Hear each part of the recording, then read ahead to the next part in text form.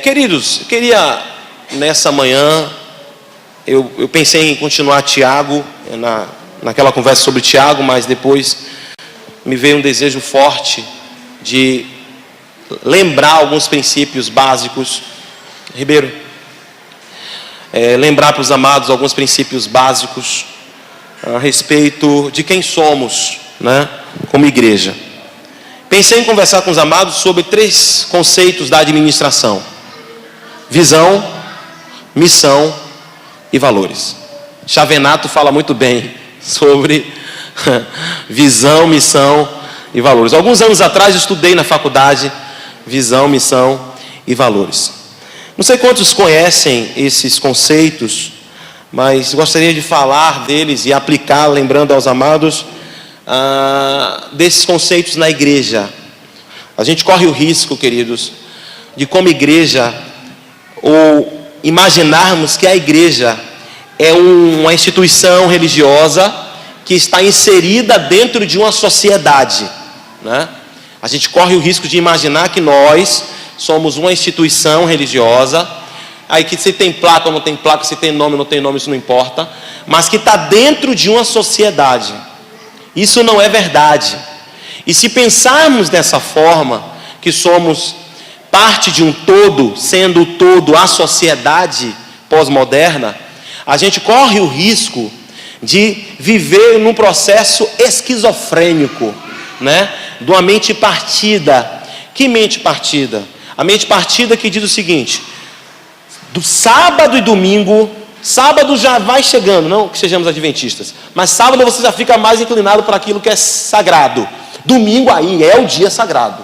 Não, domingo, então agora domingo, né, eu vou cumprir todas as minhas liturgias, mas a partir de segunda eu sou secular. A partir de segunda não me venha cobrar tempo, a partir de segunda não me venha cobrar paciência, porque a gente pode viver a esquizofrenia, né, de que somos metade secular, metade cristão. Não existe isso. Amém ou não? Amém ou não? Nós somos cristãos em todos os momentos, em todos os lugares. O pensamento nosso não é secular no sentido de sermos moldados ou guiados pelas convenções estabelecidas na sociedade, né? Estamos sim numa sociedade, sim estamos vivendo, né, no processo secular, mas a nossa forma de pensar é uma forma de pensar cristocêntrica. Amém? Seja nas finanças, seja na administração, seja na educação, seja na psicologia, toda a nossa forma de pensar precisa ser baseado numa forma de pensar de uma sociedade que tem a sua originalidade em Cristo Jesus. 1 Pedro capítulo 2, versículo 9, diz que nós somos nação santa, povo de propriedade exclusiva. Já falei isso aqui. Isso não começa no Novo Testamento. Na verdade, Pedro está repetindo, ecoando o que Deus já tinha falado em Êxodo 19 com Moisés, onde Moisés já diz do desejo de Deus de ter uma nação santa. Então somos como estrangeiros e peregrinos aqui, que tem uma missão clara, que tem uma função clara, mas não somos esquizofrênicos. O que quer dizer a palavra esquizofrenia? Mente partida. Nós temos uma mente, nós temos um objetivo e um propósito. O Tiago nos fala que aquele que tem que tem duplo ânimo, né? Alguém que titubeia na sua forma de pensar, essa pessoa não agrada a Deus, né? Essa pessoa não agrada a Deus e acaba, como eu falei, vivendo uma vida completamente cheia de paradoxos. Faz isso, prega aquilo e faz isso. E o pior é que vive dessa forma, mas nem se sente incomodado em viver dessa forma. Porque muitas vezes a nossa mente é assim. É de que domingo, nos acampamentos, naqueles encontros, a gente precisa viver assim. Segunda, terça, quarta, quinta, sexta, aí uma mentira branca, não tem problema, né? Uma omissão com a boa causa, né, para botar comida na minha mesa, também não tem problema. E aí a gente não vive por Cristo, a gente vive dos nossos subterfúgios, né, entendendo que tem um jeitinho brasileiro para tudo, né? Sendo assim, entendendo que há esse conflito todos os dias em mim, né, em você, porque estamos todos os dias recebendo informações, a cultura. De onde é que vem a palavra cultura? A palavra culto, né? Vem lá a questão de o que é cultura? Cultura é aquilo que você cultiva. Você pode cultivar abelhas, você pode cultivar plantas e você pode cultivar uma forma de pensar. Então, a gente precisa estar atento, porque se a gente pode, repito, estando aqui, se dizendo igreja, ter uma cultura completamente hedonista, ou seja, voltada para o prazer, relativista, ou seja, não há uma verdade absoluta, humanista, ou seja, o homem está no centro, e tantos outros ismos estabelecidos pela sociedade contemporânea atual. Mas vamos lá, o que é visão, o que é missão e o que são valores? A melhor forma de eu queria começar, não que seja melhor, né? Eu gosto sempre de falar isso, que outros irmãos podem vir falar da mesma coisa, de uma graça diferente, melhor, é que quando a gente pensa em visão, missão e valores, é natural que a gente pense nas organizações, né? O que é uma visão? O conceito aqui, alguns conceitos. A visão descreve o futuro desejado para a empresa. Qualquer empresa que se preze, se você entra nela, né, você vai ver a visão dessa empresa. É onde ela quer chegar, é o objetivo dela. Todo funcionário que adentra uma empresa como, não vou citar nome nenhum aqui, mas uma empresa forte de bebidas aqui, né, agora é uma multinacional, é uma empresa que tem muito claro a introduzir nos seus funcionários a visão da empresa, né? Eu não vou falar aqui o nome dela não, mas por exemplo, tem uma empresa que eu separei aqui, que a visão dessa empresa é a seguinte: é estar entre os principais players do mercado e ser referência de excelência em produtos e serviços automobilísticos. Eu vou chegar, não fique confuso achando que eu estou falando daquilo que é secular, porque o diabo só tem uma coisa que ele é dono. O que é que ele é dono? A mentira. O restante todo é de Cristo. Amém ou não? Amém. Vamos lá. Então vamos falar um pouquinho de automóveis, né? Então essa empresa tem essa visão.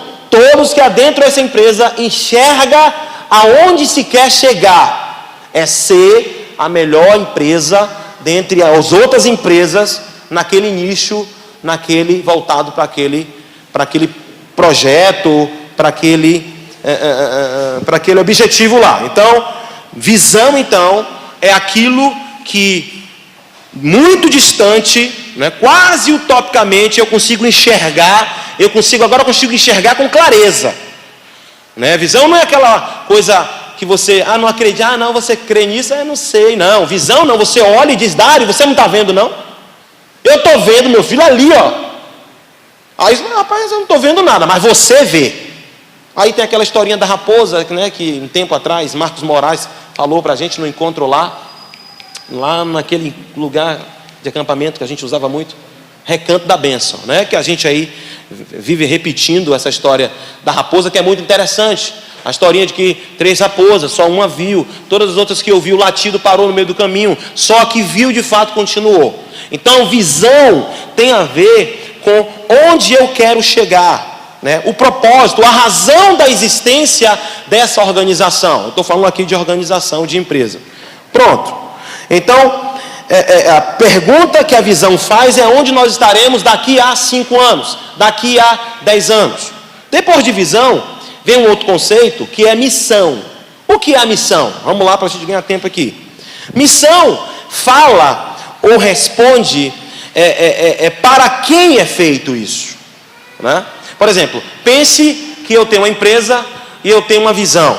A minha visão é ser rico. Olha que visão boa, né? E dentro dessa missão é fazer com que eu fique mais rico. É um problema. Porque uma das principais características da missão é agregar valor, ou seja, acrescentar algum benefício ao meu cliente. Então a missão, ela traz um resumo da visão, mas apresentando o seguinte: eu faço isso para fulano de tal. Jóia, eu quero chegar na boca do rio. Essa é a minha visão. Eu enxergo para a boca do rio, mesmo que tenham aqueles prédios, eu sei e vou chegar. daqui a 3 horas eu chego lá. Mas como eu chego lá? E eu vou agregar benefício a quem? A missão que não agrega valor é uma missão que tem uma falha terrível e que vai trazer um prejuízo muito grande. Empresa que não tem cliente, quebra, né? Você ser o seu próprio cliente, né, é um problema sério. E o último conceito rápido são os valores. Então, visão é aquilo que eu enxergo aqui, né, onde eu quero chegar. Missão é como eu chego e a quem eu vou agregar. E os valores? Os valores são como os corrimãos. É onde você coloca a sua mão e no meio do caminho, se vem uma proposta de falar o seguinte, aqui tem um atalho. Você fala não, porque eu tenho um valor de ser íntegro. E se eu for por aí, eu não serei íntegro. Então os valores falam daquilo que vai nortear as decisões da empresa. Ficou claro? Visão, onde quero chegar. Missão, como e para quem eu faço isso, né? E valores, aquilo que norteia, aquilo que está dentro de mim. São os valores que eu não vou abrir mão. Ah, mas você vai ganhar muito dinheiro. Não faço isso. Por quê? Porque eu vou, por exemplo, essa empresa que eu separei, essa empresa, deixa eu falar para vocês dos valores dessa empresa. Cadê você, valores? Olha os valores dela. Satisfação do cliente, valorização e respeito a pessoas, e responsabilidade social e respeito ao meio ambiente. Ou seja, ele está dizendo que isso aqui é o que vai nortear as suas decisões. Ele não vai tomar uma atitude se ferir a satisfação do cliente, se de alguma forma gerar algum prejuízo ao meio ambiente, né? Não falei da missão, vou falar da missão dela, dessa empresa. A missão dela, olha como é interessante. A visão é estar. E a missão é desenvolver, é o como. Desenvolver, produzir, comercializar carros e serviços que as pessoas prefiram comprar e tenham orgulho de possuir, garantindo a criação de valor e sustentabilidade ao negócio. Pense a missão. Eu vou fazer de forma, com toda a qualidade, para quê? Para que o cliente tenha prazer em dizer, eu tenho um carro tal. E vai agregando valor ao negócio, ele continua. Tá bom, gente?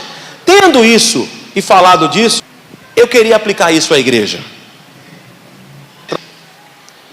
Eu pensei, e a palavra aqui, a condução do Espírito Santo foi interessante. Carlinhos falou de um assunto que voltado para esse assunto, né, da missão, da pregação do evangelho.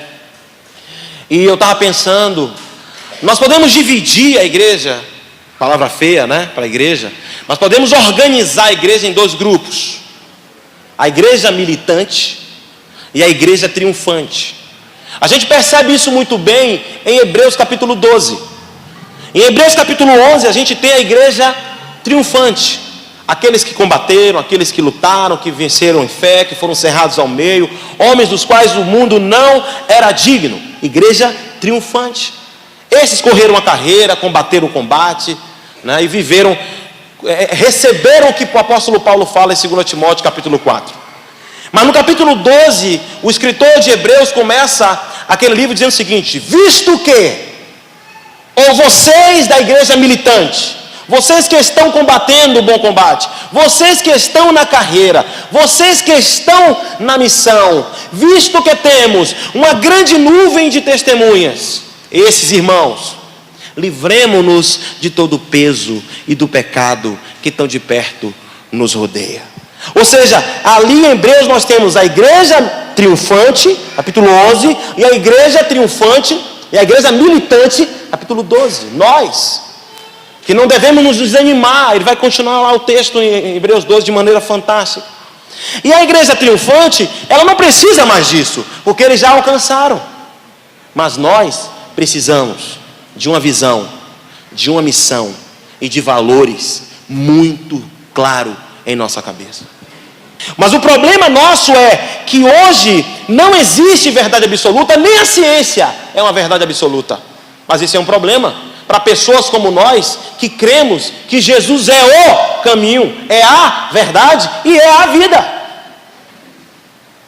E não ter esses conceitos, nós como igreja militante, é um risco de no meio do caminho pararmos. Abra comigo a sua Bíblia em Romanos 8, rapidinho. E eu gostaria de começar falando aqui dessa missão da igreja. Já usei o texto de 1 Pedro 2,9 como um texto que deixa claro que a igreja é um povo novo, um povo que não tem nenhuma relação, né, com essa sociedade, que tem um Senhor, que tem uma Constituição. Romanos 8, 28 e 29. Mas antes de ler, eu queria deixar algo claro, muito importante. Quando eu faço essa introdução, falando da organização e comparando com a igreja, mudando de cena, ou mudando o assunto, o objeto agora do assunto, que é a igreja, eu preciso fazer a primeira declaração. A igreja não é uma organização. Joia? A igreja não é uma organização. A igreja não tem organograma. A igreja tem vínculos. As relações de discipulado na igreja não são ou não podem ser uma organização voltada para um organograma, onde você define que fulano vai ficar com fulano por causa disso, fulano. Isso não é comum. A nossa organização, ela se dá nos vínculos de amor, ou precisam se dar nos vínculos de amor. Amém ou não? Então, se eu hoje estou na igreja e não estou vinculado a ninguém, antes de responsabilizar o meu irmão, eu preciso pensar em mim. Em pensar por que eu não estou vinculado a ninguém. Antes de qualquer coisa, pense em você. Tem pessoas que falam assim: eu quero que você me bote aí no discipulado. Mas eu falo, não posso. Discipulado não é organograma. Eu não posso pegar você e botar com fulano de tal. Você precisa andar com fulano de tal para que você desenvolva um vínculo com fulano de tal. E aí sim, vocês desenvolvam uma relação de amor, de dar e de receber. Então a primeira declaração que eu quero dizer é isso. Diferente de organizações, a igreja é um organismo. O apóstolo Paulo, falando aos Coríntios, fala com clareza que a igreja é como o corpo. Onde a mão não pode dizer para o pé não pode dizer para o braço não pode dizer para o cotovelo não pode falar para o calcanhar, que não precisa, porque somos como um corpo. Mas não é por sermos corpo e organismo que devemos ser desorganizados. Até porque é um paradoxo, porque se há alguma coisa organizada, é o nosso organismo. Qualquer hormônio que saia do lugar, todo o corpo sente. Qualquer artéria que trave um pouquinho, todo o corpo vai sentir. Verdade ou não, queridos? Então, deixando isso claro, deixando claro também que somos vínculos, que estamos relacionados uns com os outros, Efésios 4 deixa isso muito claro. Como é que a igreja cresce? Nas pregações de domingo? Também, mas não principalmente. A igreja cresce na relação dos vínculos. E talvez eu esteja crescendo pouco, porque eu não estou bem ligado e ajustado a alguém. Porque o crescimento da igreja não se dá de forma principal em momentos como esse. Aqui é um momento profético, aqui é um momento fantástico, eu quero deixar isso claro.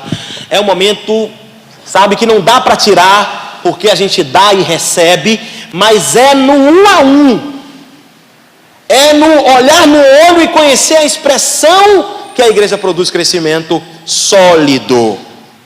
Mas vamos lá. Romanos 8, 28 e 29 diz o quê? Sabemos que todas as coisas cooperam para o bem daqueles que amam a Deus, daqueles que são chamados segundo o seu propósito. Porquanto aos que de antemão conheceu, também os predestinou para serem conformes ao quê? A imagem, a fim de que ele seja o primogênito entre muitos irmãos. Aí vamos terminar. Aos que predestinou também, aos que chamou e aos que justificou. Que coisa linda! Jesus não fala nem da santificação. Desculpa, Paulo, Espírito Santo. Ele subtende que a santificação está por dentro. Ele fala de alguns momentos, ele fala vamos lá, o último versículo, da nossa predestinação, do nosso chamado, da nossa justificação. Ele não fala da justificação, da santificação, e já dá logo a sentença final, que é a glorificação. Se você abrir Romanos, você vai ver claramente, Romanos de 1 a 3, a condição do homem. Romanos 3:23, todos pecaram, ele fecha aquele bloco em Romanos 3:23. Quando você chega no 4, ele começa a caminhar para o 5, dizendo o seguinte, que Davi e Abraão precisaram ser justificados. E no 5 ele diz, justificados pois. Quando ele entra no 6, 7 e 8, ele vai falar do nosso momento de santificação, que aqui ele deixa como subentendido. O que é isso? Visão. Isso é visão. Deus ou o Espírito Santo fala desse propósito como algo concluído, como algo glorificado. Essa é a visão da igreja. Qual a visão da igreja? A visão da igreja é que cada homem seja semelhante a Jesus. Essa é a visão. E quando Paulo escreve, claro que não há nenhum choque doutrinário, porque nos 3 capítulos anteriores ele fala do período de santificação. Capítulo 6, 4, andar em novidade de vida. Capítulo 7, versículo 5, andar em novidade de espírito. Todo aquele conflito que há no capítulo 7, que a gente precisa tomar cuidado para não despencar para a libertinagem, mas que está no nosso coração, aquele conflito, né, de alguma forma, do capítulo 7. Está claro aqui, irmãos? E a gente percebe que Deus começou tudo isso no Éden. Deus cria Adão à sua imagem e se Adão e Eva não pecassem, a ideia era que nós teríamos facilmente o propósito eterno de Deus. Qual é o propósito eterno de Deus, irmãos? Ter na terra uma grande família de filhos semelhantes a Jesus. Amém ou não? Mas Adão pecou, e Paulo explica muito bem isso em Romanos também, quando ele fala de Jesus que veio com uma outra opção para recuperar, para viabilizar a visão de Deus, de ter na terra uma grande família de filhos semelhantes a Jesus. Amém ou não? Ou seja, nós que fomos introduzidos na igreja, na sociedade de Deus, precisamos ter isso gravado na nossa cabeça, mas gravado no nosso coração. A gente precisa acreditar que um dia acontecerá, Efésios 4, né? Chegaremos à plenitude da estatura do varão perfeito. O que é isso, senão Romanos 8? O que é isso, senão a visão da igreja? Não há nenhuma dúvida nisso. Amém? Eu botei uma frasezinha que eu quero repetir. Todo cooperador precisa saber e receber essa visão.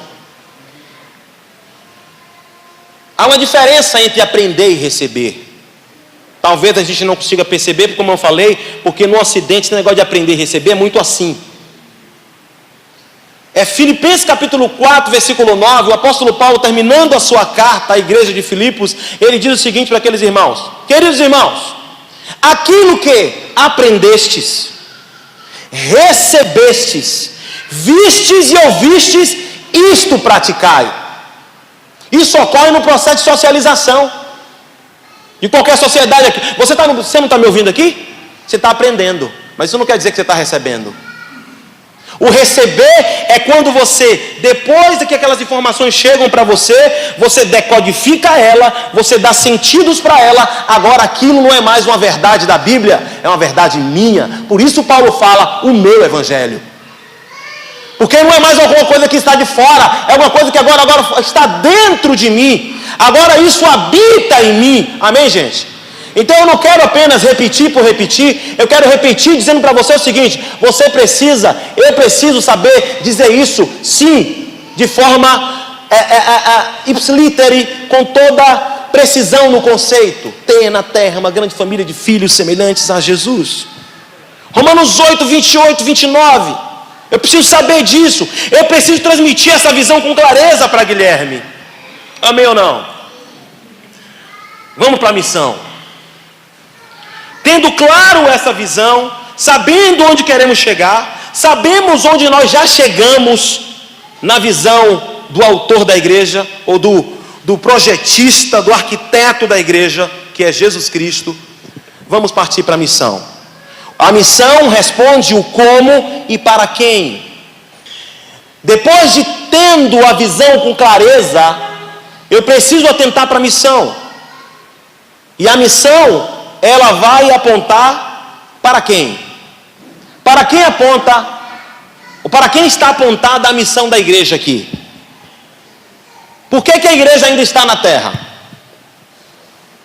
Por causa de quem? Por causa de quem? Fala, Keno. Por causa dos homens do mundo. Há um papel que só dá para fazer aqui. E são dois. O primeiro é o que Carlinhos falou. Está em Marcos 16. Que é o ide e pregai a toda criatura. Essa é a primeira missão da igreja. Pregar o evangelho a toda criatura. E talvez você esteja se pensando porque você está desanimado. E por que a vida em Cristo está tão monótona? Sabe por quê? Porque você só tem a visão. Você não está na missão.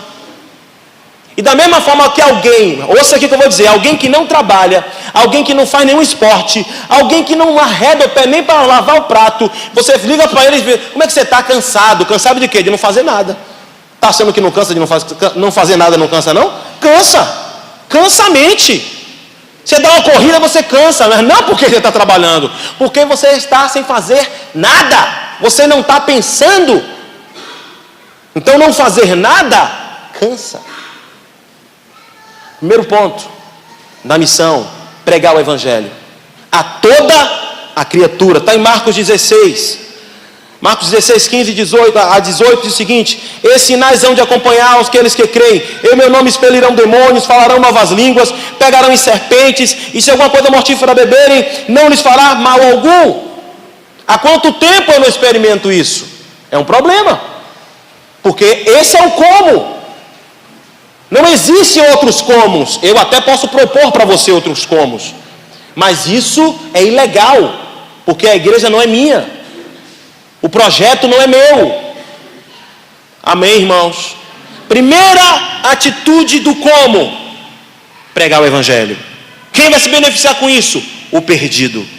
Agora aqui eu trago um outro como, e que a gente precisa equilibrar, porque senão a gente vai ter problema nisso aqui, que é Mateus 28, 18 a 20, que é fazer o quê? Discípulos. Ide, toda autoridade me foi dada no céu e na terra, ide, portanto, fazer o quê? Discípulos. O que é fazer discípulos? É pregar o evangelho? Não. E aqui é uma confusão.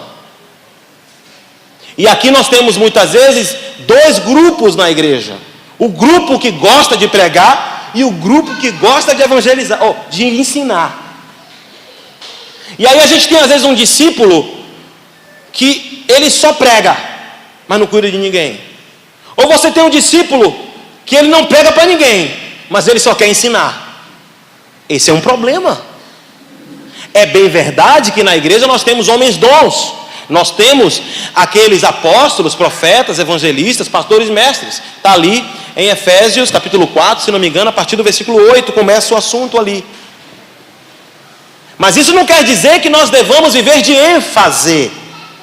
Não, agora a minha ênfase é evangelismo. Não, agora a minha ênfase... Não! Se eu quero colaborar com maturidade, com precisão, com a visão de ter na terra, eu preciso atender a esses dois comos: Marcos 16 e Mateus 28. Alguém que prega e não faz discípulos não é íntegro, não é inteiro. Não é íntegro no sentido de ser mau caráter, é íntegro no sentido de ser incompleto. Alguém que só faz discípulos, o que é fazer discípulos? É ensinar a guardar todas as coisas assim como ele vos ordenou. Alguém que não faz os dois, eu sugiro que você dá uma olhada lá na sua carteira de identidade. É sério. É sério. Porque, de novo, eu repito, eu posso muito bem entender as suas questões. Eu posso muito bem dizer, não, eu entendi, está claro. Mas o que eu preciso te dizer é o seguinte: há todo um critério para adentrar no Santo dos Santos, não. Adentrar no descanso final. Porque no Santo dos Santos a gente entra com facilidade. Vocês estão me entendendo, igreja?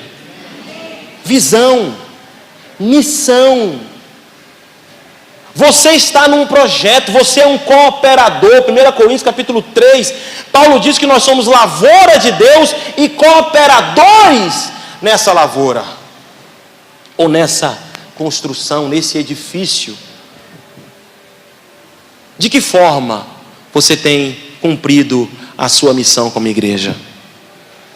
Irmãos, nós precisamos examinar-nos. Mateus 5, 20 ou 28, a palavra de Deus diz que aquele que não a justiça não exceder a dos escribas e fariseus, não herdará o reino de Deus, ou o reino dos céus. Visão, qual é a visão, irmãos? Ter na terra, fala forte comigo, ter na terra uma grande família de filhos semelhantes. Qual é a missão? Eu hoje aqui estou sistematizando dessa forma. Marcos 16, ide e pregai a toda, curando os enfermos, expulsando os demônios. Essa pessoa vai se converter. E agora a gente vai fazer o outro como? Mateus 28, que é o quê? Fazendo discípulos de todas as nações. Como é que faz discípulos? Não, mas eu ando com Samuel. O estilo dele é diferente do de Alain. Não existe isso. Não existe essa customização de discipulado. Do como. Eu posso ter a graça de Samuel, de Jacemon ou de Alain. Mas o como está batido, selado e sacramentado. O como é? Batizando-os em nome do Pai, mas eu quero batizar no nome do Espírito Santo. Não quero. Ou então vou batizar em nome dos anjos. Vai? Mas vocês estão comigo ainda? Missão, visão, missão. Pregar a toda criatura. Fazer discípulos. Mas qual é a missão? A gente resume a missão de que forma? Marcos 16, resumindo, ide e pregai a toda, curando os enfermos, expulsando os demônios. Depois a gente parte para o outro como, que é o quê? Mateus 28, 18 a 20, fazei, como é que faz discípulos? Batizando em nome do Pai, do Filho e do Espírito Santo, e ensinando-os a guardar. Por fim, reforço que todo desequilíbrio, seja para que lado for, não vai produzir um resultado projetado pelo dono da igreja. Qualquer discípulo que cresce por ênfase vai ter problemas sérios no seu caráter cristão. E repito que eu não estou falando ou negando os dons. Alguns entre nós são evangelistas natos, mas esse evangelista precisa fazer a obra de um pastor. E o pastor Timóteo é aconselhado por Paulo para que faça a obra de um evangelista. Ficar só com uma dessas partes está equivocado e não é integridade. Valores, o último ponto. Valores fala, como falei, de princípios, é o nosso corrimão. E tem um texto que para mim expressa com toda clareza isso. Filipenses capítulo 1:15, abra comigo aí. É o último texto que nós vamos ler. Filipenses 1:15, para mim aponta um dos melhores exemplos de como eu posso ter a visão, ter a missão e não ter valores. Veja comigo. Olha esse texto. É um texto que chega a espantar se a gente não entende a carta toda de Filipenses. Paulo diz o seguinte, Paulo estava preso, e Paulo escreve aos irmãos de Filipos dizendo o seguinte: alguns efetivamente proclamam a Cristo por inveja e porfia, outros porém o fazem de boa vontade, estes por amor, sabendo que estou incumbido da defesa do Evangelho. Aqueles que pregam a Cristo por porfia e por inveja, contudo pregam a Cristo por discórdia, insinceramente, julgando suscitar tribulação às minhas cadeias. Gente, isso é muito sério. Isso é muito sério. Pregar o Evangelho faz parte da missão. E pregar o Evangelho está apontando para a visão. Ninguém ganha pessoa se não prega e não faz discípulos. Mas essas pessoas em Filipos, provavelmente em Roma, né? Diz os historiadores que Paulo chega em Roma. Paulo queria ir para Roma, estar com a igreja na boa. Deus disse que ele ia e ele foi, preso, numa embarcação completamente comprometida, está ali em Atos 27, né? Fica sendo sustentado por César, mas preso, né, numa prisão domiciliar. E o problema todo é o seguinte, é que diz os historiadores que quando Paulo chega, rapidamente ele é respeitado em Roma. E diz também os historiadores que não foi Paulo que implantou a igreja em Roma. Não foi Paulo, Roma não foi como Filipos, como Bereia, como Tessalônica, ou como Corinto, não, como Éfeso. Roma já existia, Roma já era uma igreja forte, estabelecida. Quando Paulo chega em Roma, já havia o corpo presbiteral. E o que se diz é o seguinte, o que os historiadores sugerem com base histórica é o seguinte, que Paulo preso, algumas pessoas, alguns convertidos, alguns talvez discípulos, a gente usa aqui o termo, eles começaram a lutar contra Paulo. E eles não pregavam o evangelho da falsa prosperidade, não. Ou da falsa, sei lá o que, autoridade. Eles pregavam a Cristo. Por isso que Paulo não fala nada contra o que eles estão fazendo. Se você abrir em Filipenses 3, você vai ver que há um outro grupo ao qual Paulo chama de maus obreiros, cães e da falsa circuncisão. Esses de Filipenses 3 pregavam outro evangelho, eram falsos e não eram genuínos. Mas esses de Filipenses 15, 1,15 não. Eles pregavam a Cristo. Eles tinham uma visão, eles tinham uma missão, mas os valores eram completamente comprometidos com o coração, como diz Tiago, com o coração cheio de maldade, de inveja. Como diz Tiago lá, ele fala sentimento faccioso. Nós não estamos no grupo de Filipenses 3. Não somos. Nós não somos maus obreiros, nós não mercadejamos a palavra, nós não estamos aqui ensinando o evangelho falso, não. Mas corremos o risco de sermos os de Filipenses 1,15. Homens que falam de Cristo. Homens que anunciam o genuíno evangelho, a verdadeira doutrina. Por isso Paulo diz o seguinte, que eles preguem, o importante é que Cristo seja conhecido. Paulo não ia falar isso para um falsário, não.